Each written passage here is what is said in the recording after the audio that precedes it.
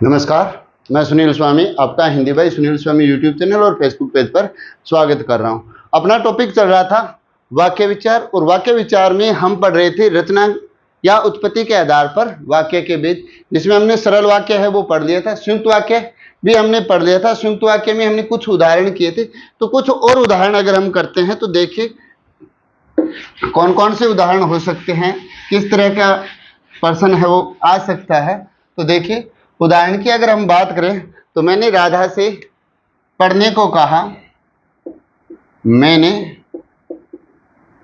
राधा से पढ़ने को कहा पर वह नहीं पढ़ी। तो ये वाक्य है, और वाक्य में हमें क्या ध्यान रखना है, क्या दिया गया है, मैंने राधा से कहा, राधा से पढ़ने को कहा पर वह नहीं पढ़ी। तो ये दो वाक्य हैं, और दोनों वाक्यों में जो जोड़ने का जो काम किया है वो किसने किया है, समुच्चय बोधक अव्यय ने किया। किसने किया है, समुच्चय बोधक अव्यय ने किया, समुच्चय बोधक अव्यय ने किया। और समुच्चय बोधक अव्यय कौन सा है, पर है। कौन सा है, पर है। तो इसके आधार पर हम इसको कौन सा वाक्य बताएंगे, संयुक्त वाक्य है वो बताएंगे। और उदाहरण देखिए, और उदाहरण है मोहन आज बीमार है, मोहन आज बीमार है, मोहन आज बीमार है, बीमार में भी बड़ी आएगी, मोहन आज बीमार है अतः विद्यालय नहीं आएगा, विद्यालय नहीं आएगा। तो ये वाक्य है, और इस वाक्य को अब हमें क्या करना है, बस पहचानना है कि कौन सा वाक्य।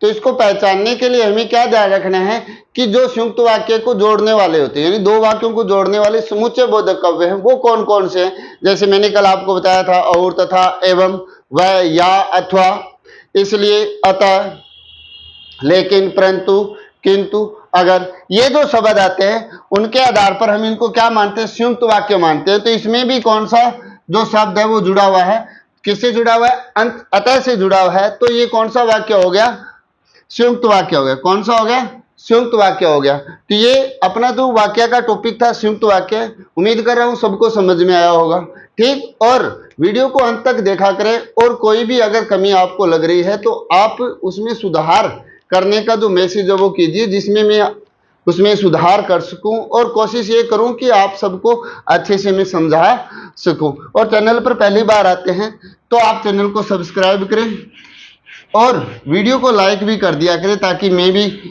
मुझे भी खुशी मिले, और मैं नए नए वीडियो बनाने में आप ज़्यादा से ज़्यादा कोशिश है वो कर सकूं। तो चलिए अब अपना जो तीसरा जो भेद है वो पढ़ने जा रहे हैं, जिसका नाम है मिश्र वाक्य। क्या नाम है, मिश्र वाक्य, या इसे क्या कह सकते हैं हम मिश्रित वाक्य कह सकते हैं। क्या कह सकते हैं, मिश्रित वाक्य। अभी मिश्र या मिश्रित वाक्य क्या होता है, तो इसकी अगर हम बात करते हैं तो ये जो वाक्य है इसकी परिभाषा की बात करेंगे, तो इसकी परिभाषा क्या होगी, जिस वाक्य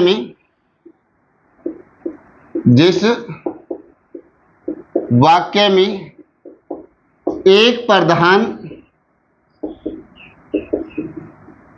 वाक्य तथा एक या एक से अधिक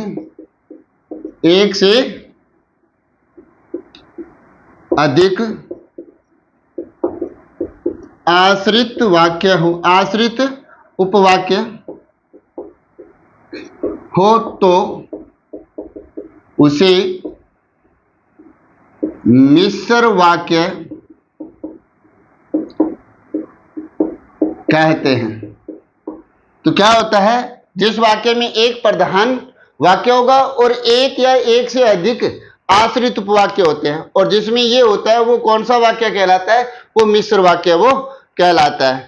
तो इस परिभाषा के आधार पर हम और इसके उदाहरण करेंगे तब और ज्यादा समझ में आएगा। तो परिभाषा है वो सबके समझ में आ गई होगी। यानी इसमें क्या होगा, वाक्य तो दो होंगे, जैसे संयुक्त वाक्य में होते हैं वो दो होते हैं। संयुक्त वाक्य में क्या था, थोड़ा सा और देख लीजिए ताकि आपके और समझ में आ जाएगा ये। जो संयुक्त वाक्य था उसमें क्या बताया था मैंने बताया था कि दो वाक्य होते हैं, दो वाक्य हों उसे क्या कहा गया संयुक्त वाक्य। लेकिन ये दोनों वाक्य क्या होते हैं, ये प्रधान वाक्य होते हैं, प्रधान वाक्य होते हैं जो क्या देते हैं, अपना अर्थ, संपूर्ण अर्थ वो देने में सक्षम हो। यानी ये प्रधान वाक्य वो क्या होंगे, जो स्वतंत्र होते हैं, स्वतंत्र होते हैं। और क्या होता है, ये अपना अर्थ देने में सक्षम होते हैं, सक्षम होते हैं। और मिश्र वाक्य में क्या होता है, मिश्र वाक्य में भी तो दो वाक्य हैं, लेकिन इसमें एक प्रधान वाक्य होगा। क्या होगा, इसमें एक प्रधान वाक्य होगा तथा एक या एक से अधिक आश्रित उपवाक्य हो, तथा एक या एक से अधिक आश्रित उपवाक्य हो। कहने का मतलब ये होगा जो प्रधान वाक्य होगा वो तो क्या होगा, अपना अर्थ वो संपूर्ण देगा, लेकिन एक या एक से अधिक जो आश्रित उपवाक्य होते हैं वो अर्थ अपना प्रस्तुत नहीं कर पाते, वो अपना अर्थ देने में समर्थ नहीं होते हैं। इसलिए वो कौन सा वाक्य कहलाता है, आश्रित उपवाक्य कहलाता है, जो प्रधान वाक्य पर निर्भर रहता है, जिसमें प्रधान वाक्य या तथा एक या एक से अधिक आश्रित वाक्य जुड़े हुए हों, वे क्या कहलाते हैं, मिश्र वाक्य कहलाते हैं। चलिए अब आगे बात करते हैं मिश्र वाक्य है वो किससे जुड़े हुए होते हैं, इसकी बात और कर लेते हैं थोड़ी सी हम। तो मिश्र वाक्य है वो जुड़े किससे होते हैं, बात करते हैं मिश्र वाक्य की। तो मिश्र वाक्य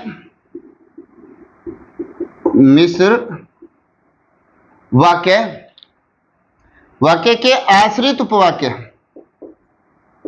आश्रित उपवाक्य प्राय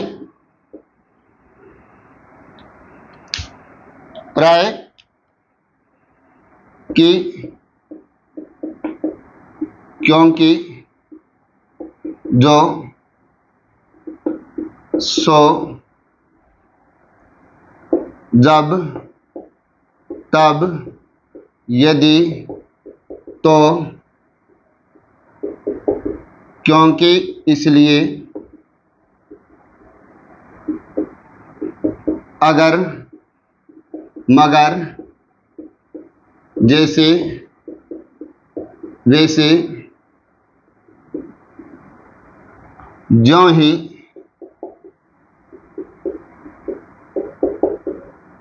त्यों ही जिससे जिसका उसका जिसका उसका जिसकी उसकी और आदि जो वाक्य हैं वो किससे जुड़े हुए हों, इनसे जुड़े हुए हों। आदि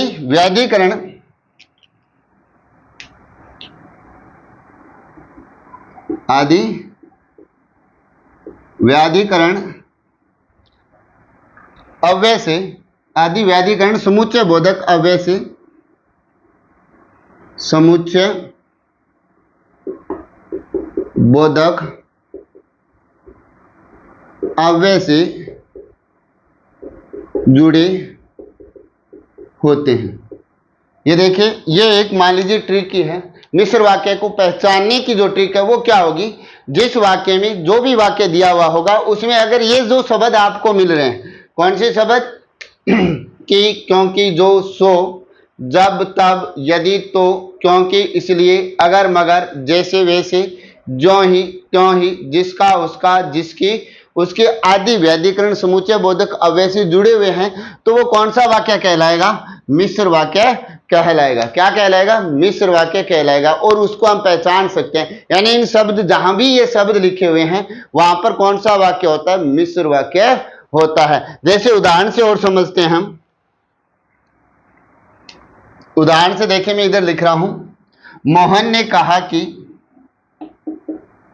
मोहन ने कहा कि वह दिल्ली जा रहा है, वह दिल्ली जा रहा है। अब ये वाक्य है और इस वाक्य में सबसे पहले तो हमें ये पता करना है कि ये जुड़ा किससे है। वाक्य तो है एक प्रधान भी और एक इसमें आश्रित वाक्य है, लेकिन ये जुड़ा किससे है, तो ये जो जुड़ा हुआ है वो किससे जुड़ा हुआ है, वह व्याधिकरण समुच्चय बोधक अव्यय की से जुड़ा हुआ है। किससे जुड़ा हुआ है? की से जुड़ा हुआ है, इसलिए यहाँ पर कौन सा वाक्य होगा? यहाँ पर मिश्र वाक्य होगा। उम्मीद कर रहा हूं ये बात आपके समझ में आई होगी। और देखते हैं हम इसके उदाहरण करेंगे। ये अगर कोई स्क्रीनशॉट लेना चाहता है तो इसका स्क्रीनशॉट ले सकते हैं। देखिए दोबारा मैं एक बार और बता देता हूं आपको कि मिश्र वाक्य कहते किसे? मिश्र वाक्य जिस वाक्य में एक प्रधान उपवाक्य होगा और एक या एक से अधिक आश्रित उपवाक्य होते हैं, उसे हम मिश्र वाक्य कहते हैं। इसके बाद अगर हम बात करते हैं ये जुड़े किससे होते हैं, तो मिश्र वाक्य प्राय किससे जुड़े होते हैं कि क्योंकि, जो, सो, जब, तब, यदि, तो, क्योंकि, इसलिए, अगर, मगर, जैसे, वैसे, ज्यों ही त्यों ही, जिसका, उसका, जिसके, उसके, इन व्याधिकरण समुच्चय बोधक अवयवों से जुड़े हुए होते हैं। और ये समुच्चय बोधक अवयवों से जो जुड़े होते हैं तो इन्हीं को हम कौन सा वाक्य कहते हैं? मिश्र वाक्य कहते हैं। और ये ट्रिक की मान लीजिए, ये अगर शब्द आपको कहीं भी दिख जाए तो आपको क्या बताना है? ये मिश्र वाक्य होता है, तो आपका गलत नहीं होगा। अब देखिए इसके उदाहरण हम करते हैं, तो कौन कौन से उदाहरण है वो भी हम करेंगे, कैसे इनके भेद हैं वो भी हम करेंगे, आश्रित उपवाक्य कौन कौन से होते हैं उनकी भी बात करेंगे। तो देखिए वह पुस्तक कहाँ है जो आप कल लाए? वह पुस्तक कहाँ है जो कल आप लाए थे? अब देखिए मैंने आपको क्या बताया था, जहां पर जो, सो या जो से जुड़े हुए वाक्य वो कौन सा कहलाता है? मिश्र वाक्य कहलाता है। तो इसमें किससे जुड़ा हुआ है ये वाक्य? मिश्र वाक्य है। वो किससे जुड़ा हुआ है? जो से जुड़ा हुआ है, इसलिए कौन सा वाक्य हो गया? ये मिश्र वाक्य हो गया। क्या हो गया? मिश्र वाक्य। और जो से जो पहले, इसे तो क्या कहेंगे हम? प्रधान वाक्य। क्या कहेंगे? प्रधान। और इसके बाद का जो वाक्य वो क्या कहलाता है?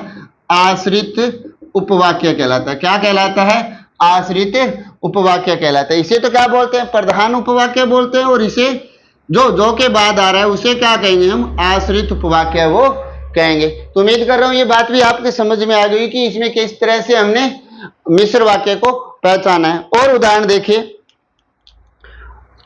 उदाहरण है, सभी विद्यार्थी जानते हैं कि, सभी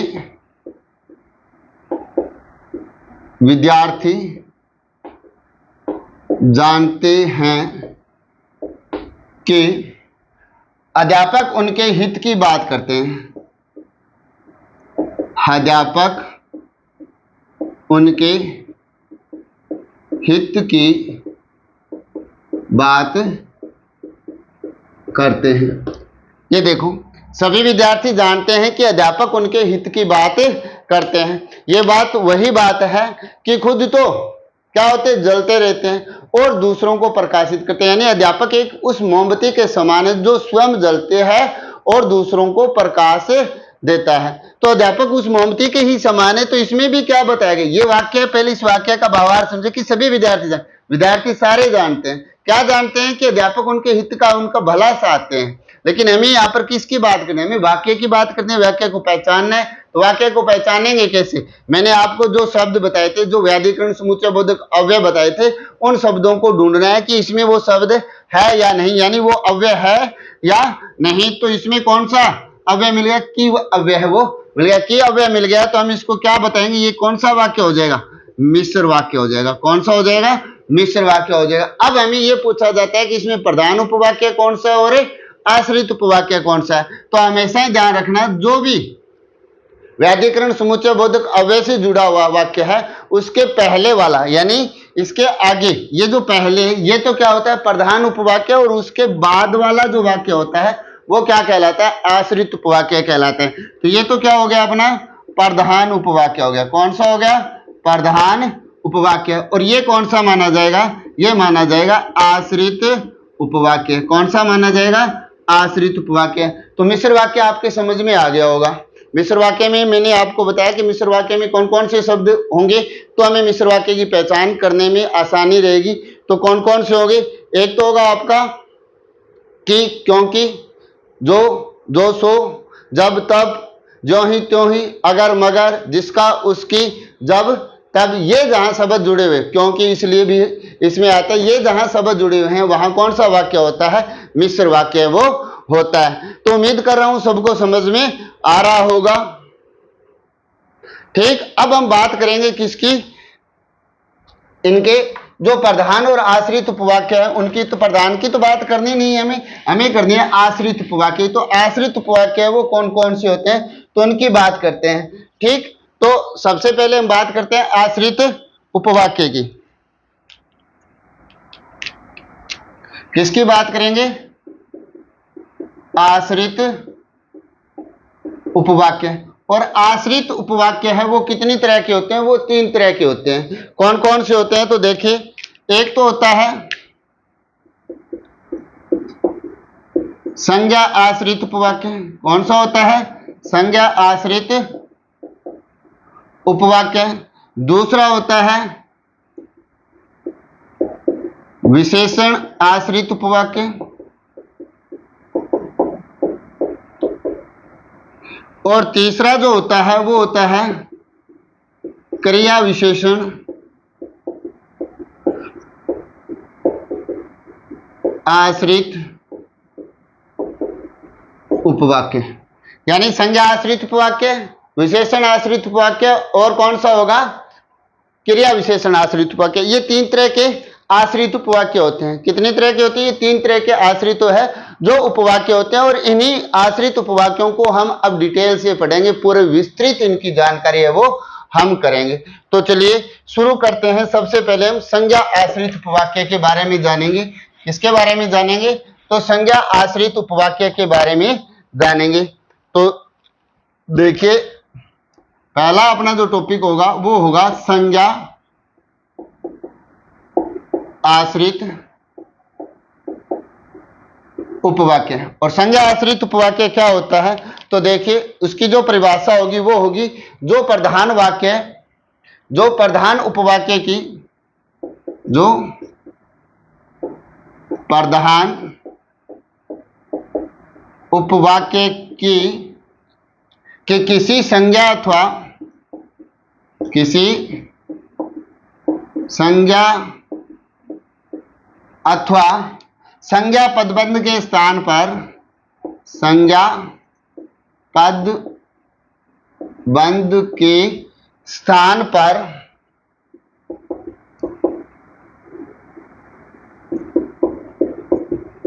प्रयुक्त हो या प्रयुक्त हुआ हो उसे संज्ञा आश्रित उपवाक्य कहते हैं। तो देखिए, संज्ञा आश्रित उपवाक्य क्या होता है कि जो प्रधान उपवाक्य है उसकी किसी संज्ञा या संज्ञा पदबंध के स्थान पर प्रयुक्त हो। जो वाक्य किसके स्थान पर हो, किसी संज्ञा या संज्ञा बंध पदबंध के स्थान पर प्रयुक्त हुआ हो उसे संज्ञा आश्रित उपवाक्य कहते हैं। तो इसके उदाहरण अगर हम बात करें तो देखिए उदाहरण क्या होगा, जैसे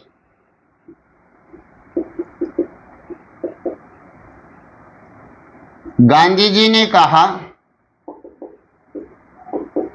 कि सदा सत्य बोलो। अब इसमें जो बात कही गई है, यानी हमें इसमें पहचानना है कि संज्ञा आश्रित उपवाक्य कौन सा है। तो इसमें जो संज्ञा आश्रित उपवाक्य है वो कौन सा होगा, की से आगे जो लिखा हुआ है वो क्या है, संज्ञा आश्रित उपवाक्य है। कौन सा है, संज्ञा आश्रित उपवाक्य है। ये संज्ञा आश्रित उपवाक्य हो गया। और ये कौन सा हो गया, ये प्रधान उपवाक्य हो गया। कौन सा हो गया, प्रधान उपवाक्य हो गया। यानी ये पूरा का जो पूरा पद है वो क्या कहलाता है, ये संज्ञा पदबंध कहलाता है, जिसे संज्ञा आश्रित उपवाक्य कह सकते हैं। और ये गांधी जी ने कहा ये क्या कहलाता है, प्रधान उपवाक्य है वो कहलाता है। जैसे और उदाहरण देखिए, मोहन ने कहा कि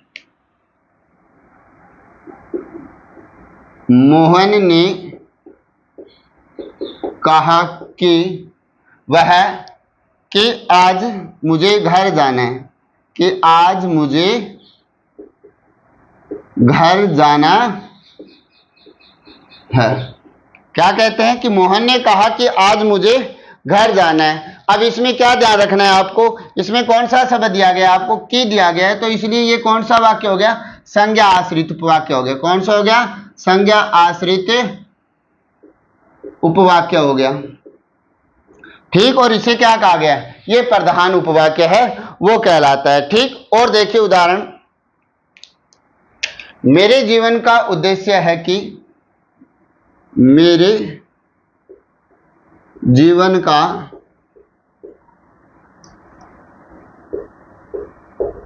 उद्देश्य है कि, मेरे जीवन का उद्देश्य है कि ज्ञानवर्धन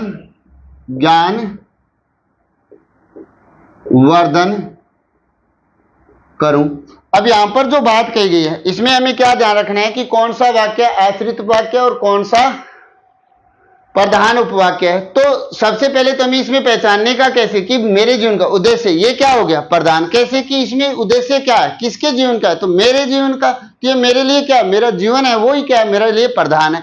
और उसका आश्रित यानी उसका उद्देश्य क्या है, तो उद्देश्य क्या बताया कि ज्ञानवर्धन करूं, तो कि ज्ञानवर्धन करूं ये क्या हो जाएगा, संज्ञा आश्रित उपवाक्य है वो हो जाएगा। तो उम्मीद कर रहा हूं ये आपके समझ में आ गया होगा। और अगर हम बात करें इसके अलावा और उदाहरण देखते हैं संज्ञा आश्रित उपवाक्य के, तो देखिए, माता की इच्छा है कि, माता की इच्छा है कि बेटी इंजीनियर बने, बेटी इंजीनियर बने।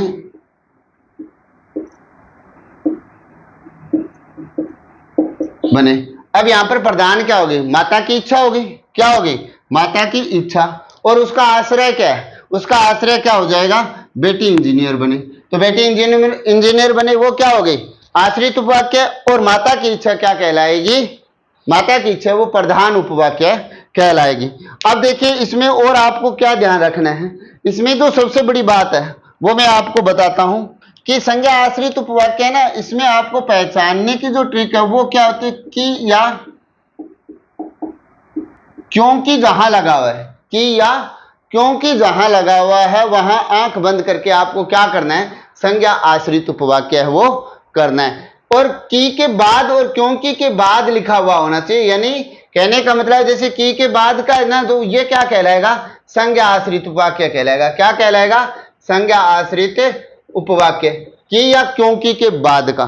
ठीक, समझ में आ गई होगी बात। और देखिए इसके अलावा आपको क्या करना है, इसमें तो कुछ और पहचानने की बात ही नहीं है। एक उदाहरण और लिख लो, मोहन यह बताओ कि तुम कल कहां थे, मोहन यह बताओ कि कल तुम कहां थे, मोहन बताओ कि कल तुम कहां थे।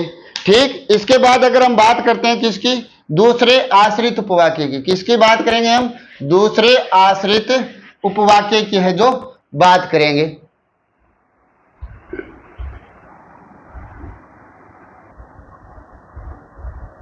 हाँ, तो संज्ञा आश्रित उपवाक्य की बात हम कर रहे थे। तो संज्ञा आश्रित उपवाक्य में आपको जो पहचान है, यानी इसकी जो ट्रिक है पहचानने की, वो क्या होगी, वो होगी कि और क्योंकि, जहां ये शब्द लगे हुए मिले वहां आपको क्या बताना है, संज्ञा आश्रित उपवाक्य है वो बताना है। ठीक, अब बात करते हैं हम दूसरे आश्रित उपवाक्य की। तो दूसरा जो आश्रित उपवाक्य है वो कौन सा है, वो है विशेषण आश्रित उपवाक्य। दूसरे की बात करते हैं तो वो कौन सा भेद होगा अपना, विशेषण आश्रित उपवाक्य। कौन सा होगा, विशेषण आश्रित उपवाक्य। और विशेषण आश्रित उपवाक्य की अगर हम बात करते हैं तो उसको, उसकी परिभाषा क्या होगी, तो परिभाषा होगी कि प्रधान उपवाक्य के,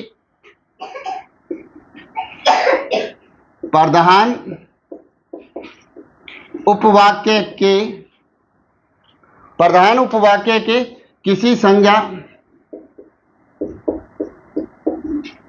संज्ञा या सर्वनाम शब्द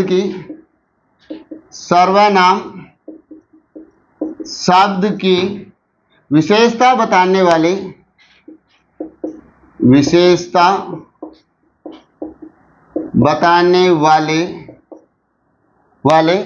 या विशेषता बताने वाला, सॉरी शब्द नहीं आएगा यहाँ पे, विशेषता बताने वाला उपवाक्य,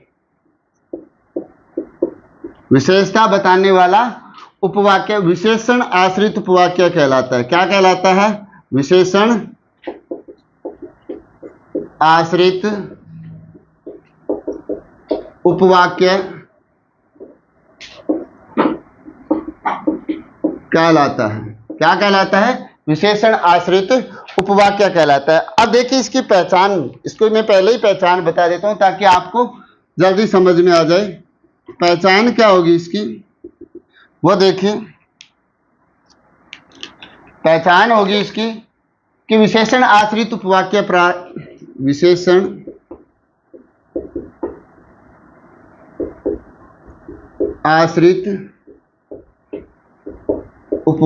का प्रारंभ, विशेषण आश्रित उपवाक्य का प्रारंभ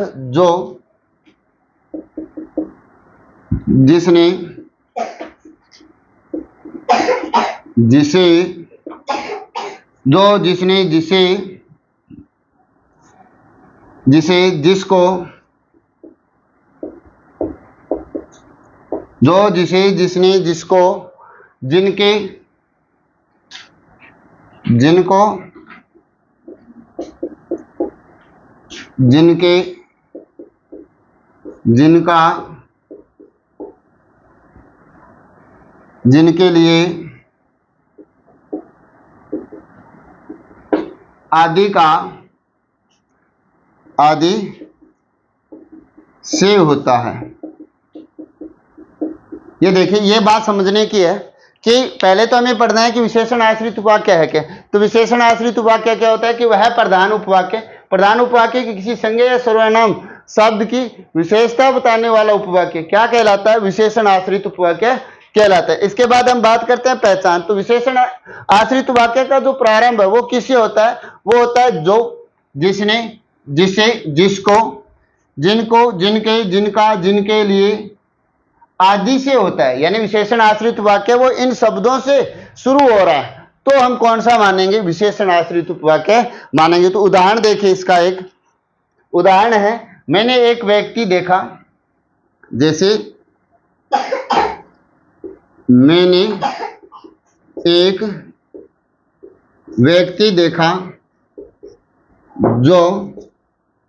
व्यक्ति देखा जो बहुत लंबा था।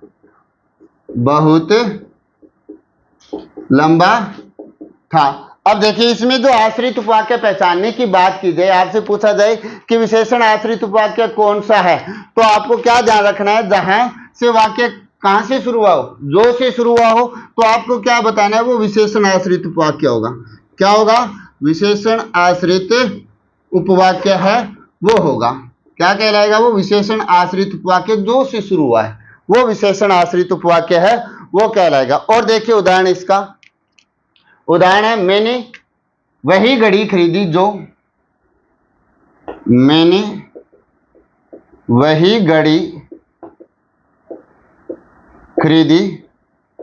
तुम्हें पसंद थी। मैंने वही घड़ी खरीदी जो तुम्हें पसंद थी। अब इसमें आपको पूछ लिया जाए कि कौन सा आश्रित वाक्य है, तो मैंने आपको क्या बताया था कि जहां पर जो लगा हुआ और जो से जो वाक्य प्रारंभ हो रहा है वो क्या कहलाएगा? विशेषण आश्रित वाक्य। तो यहाँ पर कौन सा विशेषण आश्रित उपवाक्य होगा? जो तुम्हें पसंद थी, वो क्या कहलाएगा? विशेषण आश्रित उपवाक्य है वो कहलाएगा। तो उम्मीद कर रहा हूं विशेषण आश्रित वाक्य भी आपकी समझ में आ गया होगा। तो विशेषण आश्रित वाक्य है वो क्या होगा, एक बार और बता देता हूं। वह प्रधान उपवाक्य जो प्रधान उपवाक्य की किसी संज्ञा सर्वनाम शब्द की विशेषता बताने वाला उपवाक्य, उसे हम क्या कहते हैं? विशेषण आश्रित उपवाक्य कहते हैं। विशेषण आश्रित उपवाक्य का जो प्रारंभ है वो किससे होगा? जो, जिसने, जिसे, जिसको, जिनको, जिनके, जिनका, जिनके लिए आदि से शुरू होता है। जैसे मैंने लिखा कि मैंने एक व्यक्ति देखा जो बहुत लंबा था, तो जो बहुत लंबा था वो क्या है? विशेषण आश्रित वाक्य है। मैंने वही घड़ी खरीदी जो तुम्हें पसंद थी, तो विशेषण आश्रित वाक्य वो अपना कंप्लीट हो चुका है। अब अगला जो वाक्य होगा वो कौन सा होगा, वो होगा क्रिया विशेषण आश्रित उपवाक्य। कौन सा होगा, क्रिया विशेषण आश्रित उपवाक्य। और क्रिया विशेषण आश्रित उपवाक्य है उसकी बात करते हैं हम। किसकी बात करेंगे, तीसरे भेद की बात करेंगे, क्रिया विशेषण आश्रित उपवाक्य की। किसकी बात करेंगे, क्रिया विशेषण आश्रित उपवाक्य की बात करते हैं। तो क्रिया विशेषण आश्रित उपवाक्य की जो परिभाषा होगी वो क्या होगी, तो क्रिया विशेषण आश्रित उपवाक्य की जो परिभाषा है वो ये है कि जिस आश्रित उपवाक्य, जिस आश्रित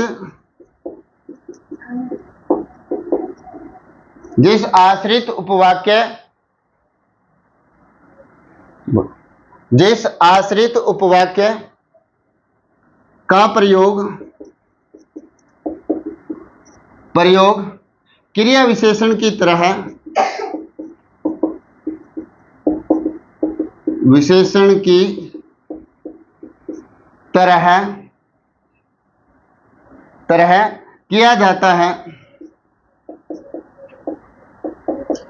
किया जाता है, अर्थात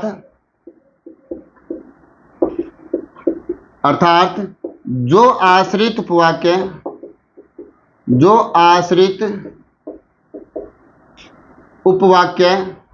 आश्रित उपवाक्य प्रधान उपवाक्य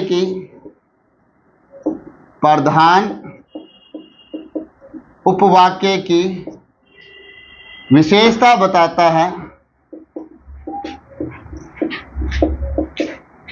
बताता है उसे क्रिया विशेषण उपवाक्य कहते हैं। क्या कहते हैं उसे, क्रिया विशेषण उपवाक्य। तो देखिए क्रिया विशेषण उपवाक्य क्या होता है कि जिस आश्रित उपवाक्य का प्रयोग क्रिया विशेषण की तरह हो, अर्थात जो आश्रित उपवाक्य प्रधान उपवाक्य की विशेषता बताता है उसे हम क्या कहते हैं, क्रिया विशेषण आश्रित उपवाक्य कहते हैं। तो अब इसकी पहचान की बात करते हैं। तो पहचान क्या होगी, सबसे पहले हमें पहचानना आना चाहिए कि इसको हम पहचानेंगे कैसे। तो पहचान यानी ट्रिक की बात करते हैं। तो वो क्या है, इसकी ट्रिक है जैसे वैसे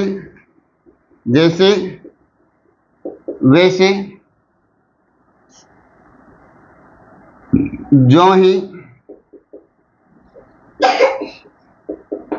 त्यों ही, जैसे जैसे वैसे वैसे या जैसे वैसे ज्यों ही त्यों ही, क्योंकि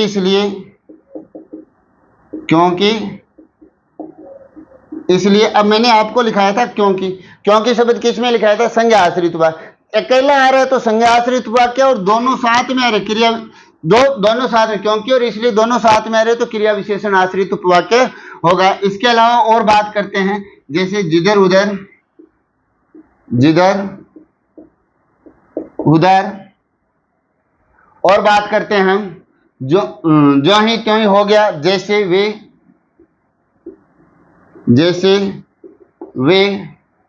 जब तब जब तक जब तो जहां वहां, और बात करते हैं तो यदि तो आदि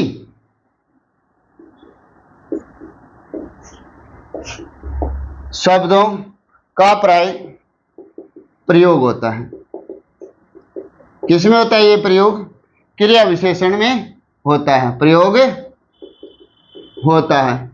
ये बात समझ में आ गई होगी। देखिए क्या करें, क्रिया विशेषण आश्रित उपवाक्य है, उसमें क्या होता है, उसमें आपको क्या ध्यान में रखना है कि जो पहचान है वो क्या, जैसे वैसे ज्यों ही त्यों ही, क्योंकि इसलिए, जिधर उधर, जैसे वे, जब तब, जब तक, जब तो, जहां वहां, यदि तो, जिधर उधर, ये जो शब्द है जहां पर भी है वहां पर कौन सा वाक्य होगा, क्रिया विशेषण आश्रित उपवाक्य होगा। अब इसके उदाहरण देखिए, मैं एक उदाहरण और लिखवा देता हूं आपको। जिससे आपके और ज्यादा समझ में आ जाएगा। जैसे जब पानी बरस रहा था, उदाहरण देखिए, जब पानी बरस रहा था तब क्या था, तब मैं घर के अंदर था, तो ये इसमें क्या हो गया, जब और तब आ रहा है तो कौन सा वाक्य हो गया, क्रिया विशेषण आश्रित वाक्य हो गया। और अब इसको पहचानने की बात की जाए तो इसमें कैसे पहचान सकते हैं, जब से शुरू हो रहा है, यानी तो जब से शुरू हो रहा है तो क्या होगा, वो क्रिया विशेषण आश्रित उपवाक्य होगा। ये अपने जो वाक्य थे वो तो है, वो कंप्लीट होगी। कल का जो अपना वीडियो होगा वो क्या होगा, वो हम जो वाक्य जैसे सरल वाक्य से संयुक्त वाक्य बनाना, संयुक्त से मिश्र वाक्य बनाना, मिश्र से सरल संयुक्त वाक्य बनाना, उन पर बात होगी। उम्मीद कर रहा हूं आपको ये सारी बातें समझ में आई होगी। और अगर वीडियो अच्छा लगे तो लाइक शेयर कमेंट भी करें और चैनल को सब्सक्राइब करें। धन्यवाद।